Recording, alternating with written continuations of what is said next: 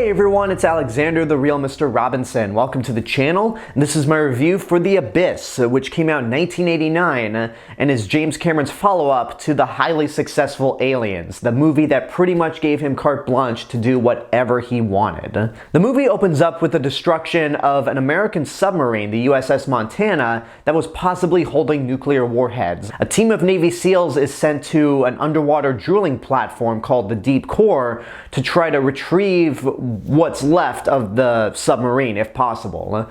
They're accompanied by the platform's designer, Dr. Lindsay Birdman, played by Mary Elizabeth Mastrantonio. And this makes things complicated because her estranged husband, Bud, is the owner of the drilling platform. So clearly these two are butting heads right off the bat. But eventually everyone has to work together at the end. The Navy SEALs, the drilling crew, and the estranged couple to try to salvage what's left of this submarine, only to find out that there's some extraterrestrial activity going on behind the scenes. Now, I have briefly talked about this movie before on my channel. When I did my top 100 favorite movies list, The Abyss came in pretty low at number 98. The reason it came in very low is because when I first saw the movie, I loved it, but I'd only seen it once. The first time I ever saw The Abyss was actually in February of 2010, 2 months after the release of Avatar. I was in Santa Barbara visiting one of my best friends, and it was the same week, and the same night in fact, that James Cameron was going to be honored at the Santa Barbara Film Festival. So I figured if I'm going to this, I might as well watch The Abyss, the one James Cameron movie besides Piranha 2 that I have yet to see.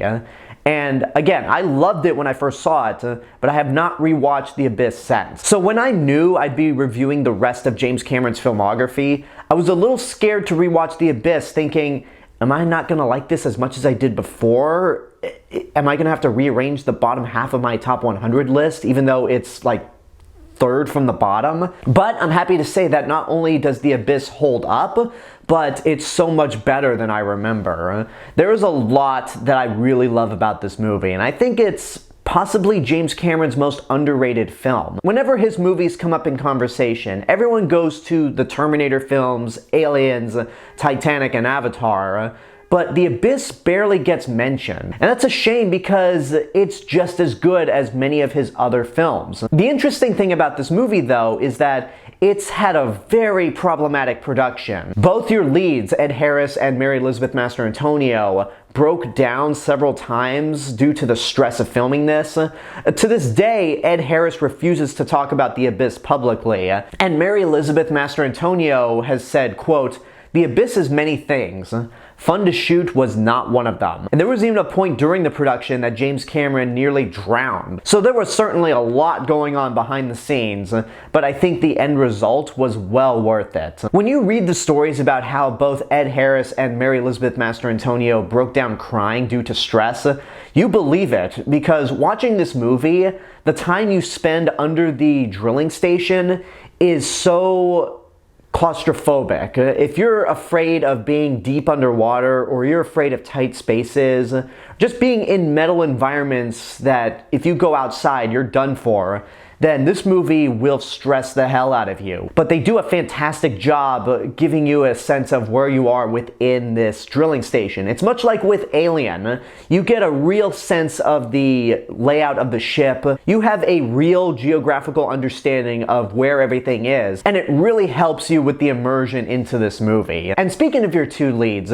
both Ed Harris and Mary Elizabeth Mastrantonio are fantastic. They feel like real people. They feel like a couple that, yeah, they did break up, and it was a nasty one, but throughout the course of the movie, they put aside their differences, they start working together, and they're suddenly reminded of why they were married in the first place, why they loved each other, and why they made such a great pair before everything went downhill. Both of them do an amazing job selling it, and there are two scenes that really are worth pointing out. The first scene is after the submarine battle, where Michael Biehn's Navy SEAL character is killed. The sub that our two main characters are in is flooding.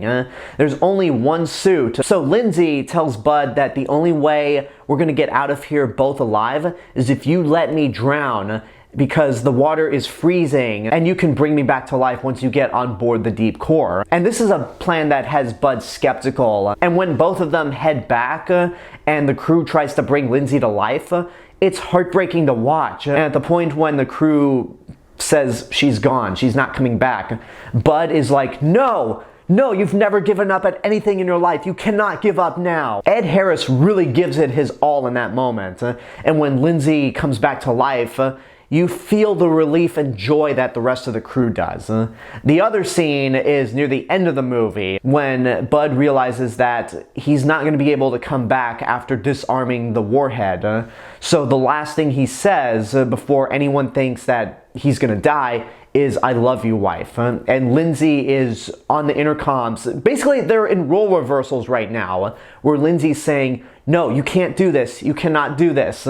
And it's just a great relationship, one that I don't think gets talked about that often. Now, speaking of Michael Biehn, Michael Biehn's character in this movie is scary as shit. At this point, Michael Biehn has been James Cameron's main go-to guy because he was in the Terminator and he was in Aliens. Both of those roles, Kyle Reese and Dwayne Hicks, were kind of similar, but the character of Lieutenant Coffee is intense. Michael Biehn is scary, he's paranoid, and you don't know what this character is capable of doing because he's pretty much a paranoid wreck, and he's starting to have conspiracy theories about how the Russians are involved with this extraterrestrial activity. He's so good in this movie, in fact, that Fox campaigned to get him a Best Supporting Actor nomination.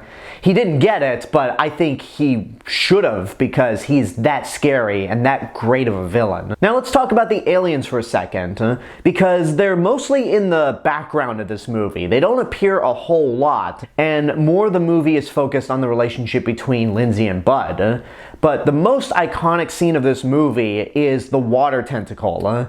This is a groundbreaking sequence for 1989. There have been other movies beforehand that have used CGI before, like Star Trek II: The Wrath of Khan with the computer simulations of how Genesis works, Tron, which pretty much created an entire world through the computer, and The Last Starfighter, which had a bunch of spaceships done through CGI. All of them were really good attempts to try to push the envelope, but none of them really quite worked out. The Abyss is the earliest moment in CGI animation that I can think of where the sequence works. It's only one scene. There's never a point when you watch the sequence where you think, that's a fake CGI effect. No, you think to yourself, that is a water tentacle. It's made entirely of water, and you believe it in the very same way the characters believe it. Just like with the T-1000's liquid metal effects in Terminator 2, this water tentacle holds up unbelievably well, and because of that, the movie won the Oscar for Best Visual Effects. The rest of the effects throughout this movie are pretty good as well, like the submarine battles and the sequence near the end when you actually see the aliens, but they don't hold a candle to this water tentacle. Again, it's one scene, but it's so impressive. As for the aliens themselves, we don't actually see them until near the end of the movie, after Bud is rescued from drowning. And the designs of the aliens are really cool. They have a bioluminescent feature to them. The effects work is great. And they're very similar to the aliens in Arrival, where they're not here to invade Earth, but more to communicate with humanity. However, depending on which version of the movie you watch, they're not above wiping out humanity because of all the terrible things we've done, including war. I've only ever seen the director's cut of The Abyss, and I know the ending of the theatrical cut is very vague, like it just kind of ends right there. The director's cut actually delves more into why the aliens are here, and there's more extended scenes between Lindsay and Bud and the rest of the crew. And the extended scenes at the end of the movie where the aliens create massive tidal waves across the world's coasts hits harder when you see the reason they stop is because of Bud's love for Lindsay. They show him that final message that he sent to Lindsay right as he thought he was going to die, so they spare humanity despite all the terrible things going on in the world. This was still during the Cold War era. 1989, we were still a couple of years away from the Cold War coming to an end. I honestly don't have much to say in terms of criticisms towards The Abyss.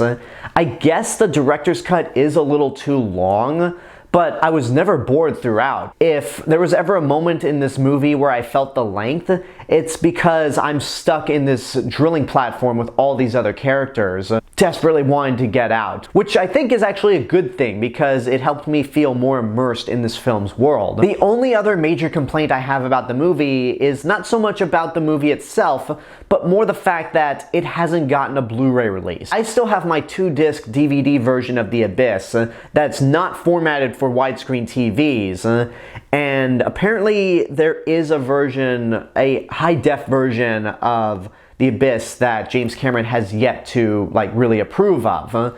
So I'm hoping we can get that out soon because now we're at 4K. Some people out there are starting to get 4K discs rather than simply just Blu-ray. So we need a release of The Abyss sometime soon. As for The Abyss itself, regardless of the length of the movie, regardless of the fact that it doesn't have a Blu-ray release, I think this is an incredible film and one that's worth seeing in your lifetime. If you can somehow manage to see this movie, watch the director's cut. Again, I have not seen the theatrical cut, but most of my experience with James Cameron's films has only been with the director's cuts. The first time I ever saw both Aliens and T2 was the director's cuts, and I have more to say in terms of James Cameron's director's cuts when I talk about Avatar, but we're not at Avatar yet, so we'll wait a couple weeks for that. As for The Abyss, it is highly recommended, especially since not a lot of people talk about it. And there you go, that's my review for The Abyss. I'm so happy that this movie is better than I remember. And then in 1991, James Cameron would make his magnum opus. Terminator 2 Judgment Day is still my favorite of his filmography. It's at number 7 in my top 100 favorite movies of all time. I absolutely adore this film. And in my opinion, James Cameron has not made a movie that has topped the brilliance of T2. His next movie is further proof of that because next week I'm going to talk about 1994's True Lies. And I would imagine there's a lot of people within the general public that doesn't know that James Cameron actually directed this movie, but I'll elaborate more on that next week. But for now, I want to know what you guys think about The Abyss. If you've seen it, what did you think? Whatever the case may be, let me know in the comments below. Don't forget to like the video, subscribe to the channel, and hit the bell button to get notifications. You can also follow me on Facebook, Twitter, Instagram. Go check out my Twitch channel and support me on Patreon. I'll see you guys in the next video, but until then, have a good day and take care of yourselves.